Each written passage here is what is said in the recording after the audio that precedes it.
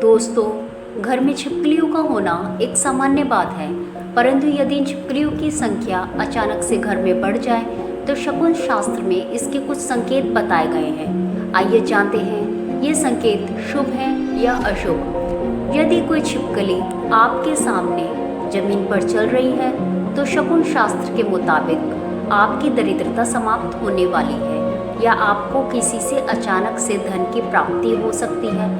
यदि आपको घर के मुख्य द्वार पर पूंछ कटी हुई छिपकली दिख जाए तो आपके शत्रु आप पर हावी होने वाले हैं और आपको धन की हानि हो सकती है। अगर नए घर में कदम रखते ही मरी हुई छिपकली दिख जाए तो इसका अर्थ है कि उस घर में नकारात्मक ऊर्जा विद्यमान है जो घर में रहने वाले व्यक्तियों की सेहत को प्रभावित करेगी। छिपकली का जमीन पर गिरना अशुभ माना जाता है। इसका मतलब आने वाले समय में आपके घर में कोई अनहोनी होने वाली है।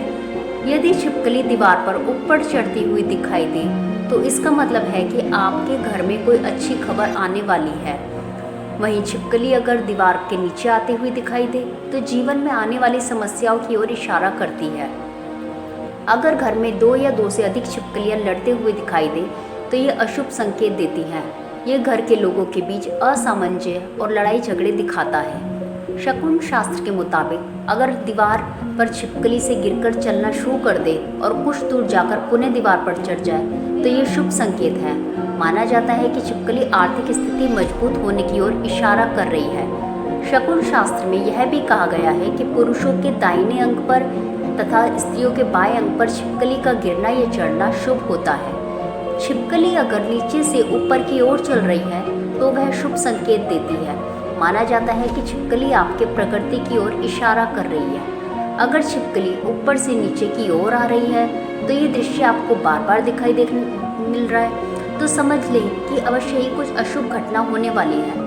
अगर आप किराए के घर में प्रवेश कर रहे हैं और मरी हुई छिपकली आपको प्रवेश करते ही दिख जाए तो इसे अशुभ माना गया है। अगर लेटे हुए व्यक्ति के पेट पर छिपकली गिरे तो यह भविष्य में परेशानी की ओर इशारा माना जाता है। अगर घर में एक साथ 3 छिपकली दिखाई देती हैं तो यह शुभ माना गया है।